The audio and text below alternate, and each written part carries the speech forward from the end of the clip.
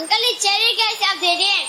बेटा 300 रुपए का डिब्बा। अस्सलामुअलैकुम वरहमतुल्लाहि वबरकातुहू अंकल। वालेकुम अस्सलाम वरहमतुल्लाहि वबरकातुहू। 300 रुपए वैसे है मजेदार। बेटा आप क्या कह रहे थे? अंकल मैं 1 मिनट में आता हूँ। चलो भाई आपने चेरीज की कीमत पूछी लेकिन लिए नहीं, क्या वो अंकल महंगे दे रहे थे? अरे नहीं भाई, असल में वो चेरीज मुझे अच्छे लगे तो मैंने ऐसे ही पूछ लिया कि क्या रुपए किलो है, मुझे खरीदने थोड़ी थे। अच्छा, और आपने मुझे ठेले से फ्री में चेरीज उठा के खाई, उसका क्या? तो क्या मैं 1-2 चेरीज के भी पैसे देता? वैसे आपस की बात बताऊं, मैंने वो चेरीज उठाकर खाने के लिए तो रेट पूछे थे। बहुत गलत बात है भाई, ये आपको बिना पूछे वो चेरीज उठा के नहीं खानी चाहिए थी भाई, ये अच्छी बात नहीं है। क्या हो गया भाई, मैंने कोई चोरी थोड़ी की है, मैंने चेरीज उन अंकल के सामने उठाकर खाई हैं। जब उन्होंने कुछ नहीं कहा तो आपको क्या परेशानी है? मेरे प्यारे भाई, उन्होंने तो कुछ नहीं कहा, लेकिन शायद आपने उनका चेहरा नहीं देखा था, उन्हें आपकी ये हरकत बिल्कुल भी अच्छी नहीं लगी। किसी की चीज उसकी इजाजत के बगैर इस्तेमाल करना या खाना बहुत बुरी बात है। ऐसा लगता है जैसे आपका भी दिल चाह रहा था चेरीज खाने का, आप भी उठाकर खा लेते, वो अंकल मना थोड़ी करते। तौबा अस्तगफार, मैं आपको मना कर रहा हूँ और आप उल्टा मुझे ही मशवरा दे रहे हैं। मैं तो इस तरह कभी नहीं करता। प्यारे अमीर आले सुन्नत, मैंने तो इन्हें समझाने की कोशिश की लेकिन इनके बात समझ में नहीं आई। अब आपसे गुजारिश है कि आप ही इन्हें समझाएं कि ये अच्छी बात नहीं है। माशाअल्लाह, ये एक फर्जी हिकायत है और इसमें हमें सीखना है कि बाज लोग इस तरह कर रहे होते हैं। तो अब इसमें एक बात जगह इसका उर्फ होता है कि जो खरीदने आया वो एक आध दाना खा लेता है, तो ये जो दुकानदार है वो कुछ नहीं बोलता। फिर वो जैसी चीज, अब आम का मौसम आने वाला था, अब इतना बड़ा आम उठा के खाना शुरू कर दो तो वो नहीं खाने देगा। हल्की फुल्की चीज जो बहुत कम कीमत होती है, इस तरह की चीज, या थोड़ी सी मतलब चख के उसका टेस्ट मालूम कर लिया, इस तरह रुखसत होती है। या ये खुद उठा के देते हैं कि ठीक है आप टेस्ट कर लो, वो भी मेरा ख्याल है ग्राहक को पहचान कर जान परख करके ये लेगा तो उसको देते होंगे।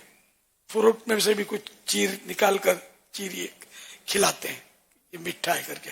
इसमें फिर उनकी टेक्निक होती है कि कहाँ से वो काट के देना है कि उसका हिस्सा मीठा है। पपीता जैसे नोक वाला हिस्सा होता है ना, पपीते का नोक निकली होती है, ये हिस्सा मीठा होता है आमतौर पर, तो उधर से आपको खिलाएगा मीठा निकाल के, आओ बहुत मीठा है। फिर आगे जाकर फिर आपके जो नसीब ले जाए तो लेकिन ये कि हमें किसी की चीज बगैर इजाजत के इस तरह इस्तेमाल नहीं करनी चाहिए। और फिर ये कि ये नीयत के खरीदनी ही नहीं थी, मुझे तो खाली यूं मुफ्त की खानी थी, वो तो ज़ाहिर है कि चेरी तो एक महंगी चीज है, महंगी यानी 300 रुपए का इन्होंने रेट बताया, मुझे पता नहीं इसका रेट क्या है, कहा 300 तो शायद ज्यादा होगी, ये महंगी होती है। एक दाना जो है शायद 10, 12, 15 रुपए का होता हो तो ताज्जुब नहीं है। हाँ, तो इस तरह मतलब है कि उठाई और खाई। और दुकानदार तो अब चूंकि ये खाका था, वरना दूसरे गाड़ी वाले ठेले वाले साहब ये चेरी उठा के खाएंगे तो फिर चेरी की चोरी और चोरी की सजा वाला हिसाब हो सकता हो जाए और वो शोर मचा दे या पकड़ के पिटाई कर दे। कभी भी ऐसी हरकत नहीं करनी चाहिए किसी की इजाजत के बगैर। एक हिकायत, एक वाकया बुजुर्गों ने किताब में लिखा है, बनी इसराइल में एक शख्स का ये वाकया है कि वो उसने गुनाहों से तौबा की। गुनाहों से तौबा करने के बाद वो इबादत करता रहा, इतनी रियाजत की उसने, अपने नफ्स को इतना मारा कि वो कभी धूप में भी साया नहीं लेता था, बगैर साये के। इस तरह उसने जिंदगी गुजारी। फिर इनका इंतकाल हो गया।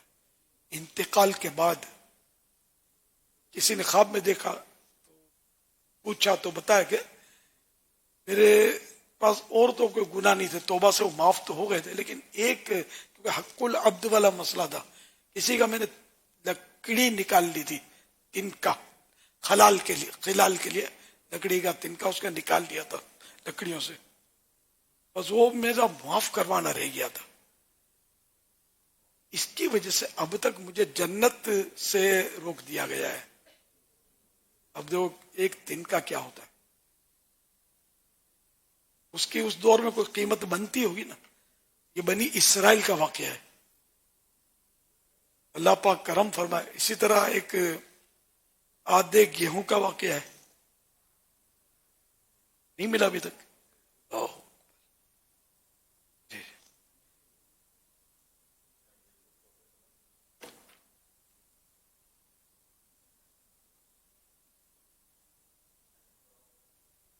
بہرحال یہ کہ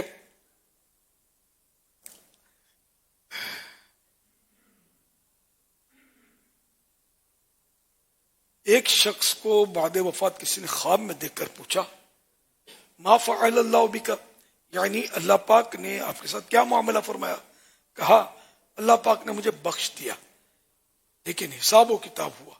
یہاں تک کہ اس دن کے بارے میں بھی مجھ سے پوچھ گچھ ہوئی جس روز میں روزے سے تھا اور اپنے ایک دوست کی دکان پر بیٹھا ہوا تھا. جب افطار کا وقت ہوا تو میں نے گیہوں کی ایک بوری میں سے گیہوں کا ایک دانہ اٹھا لیا اور اس کو توڑ کر کھانا ہی چاہتا تھا کہ ایک دم مجھے احساس ہوا کہ یہ دانہ میرا نہیں ہے.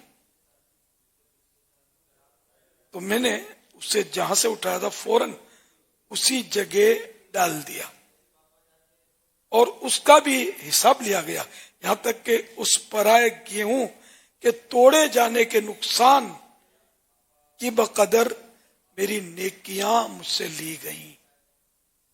اس گیہوں کا اس نے توڑ دیا تھا، استعمال نہیں کیا، احساس ہو گیا رکھ دیا واپس. لیکن ایک گیہوں کا دانہ اس کی قیمت کیا ہے؟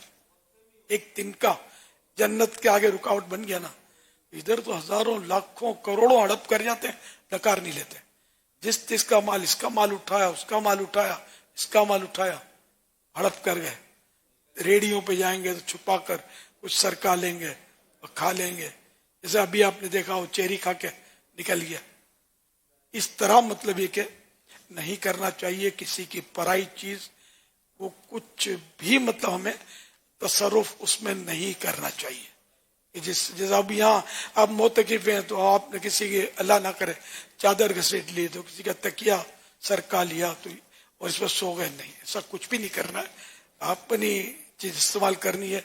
بعض صورتیں سے کہ اس میں اجازت بھی لیں گے نا تو مروت میں بیچارہ وہ تکیہ اور چادر آپ کو دے بھی دے گا، یہ پھر تکلیف میں آ جائے گا نا. یہ تو سوال بھی نہ کیا جائے اور ہر چیز کا سوال ویسے بھی نہیں کر سکتے. اسی طرح کسی کے چپل اٹھا کر آپ چلے گئے واش روم میں، وہ بیچارہ پریشان ہو گیا، اس کو چپل اس کے کہاں گئے اور ڈھونڈ کے چلا گیا. آپ نے لا کے رکھ بھی دیے اگر چپل، لیکن وہ تو اپنے چپلوں سے محروم چلا گیا نا. وہ تو سمجھا نا کوئی یہ چور لے گیا اور اس نے تو جو ہو سکتا ہے کوسنے بھی دی ہوں، بدوائیں بھی دی ہوں چور کو، اور وہ آپ کے حق میں ہو جائیں، اللہ نہ کرے. یہ بھی مسجدوں میں خاص کر یہ عام ہے کہ جس کے چپل سمجھ میں پہن کے استنجا خانے چلے جاتے ہیں اور واپس بھلے رکھ بھی دیں، لیکن یہ طریقہ بالکل غلط ہے. کسی کو پوچھے بھی نہیں. آپ مسجد کے خادم کو پوچھیں گے، اب یہ کون سا مفتی صاحب ہوتے ہیں، یہ یہاں بول دیتے ہیں اکثر یہ لے لو چپل، وہ لے لو. ارے کس کے ہیں؟ پر ہم بھی اسی طرح کرتے ہیں، ایسے بھی ملیں گے آپ کو.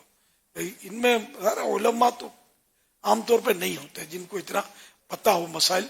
یہ مسئلہ ہے، کسی کی چیز نہیں استعمال کر سکتے. چپل بھی یہ لے جاتے ہیں.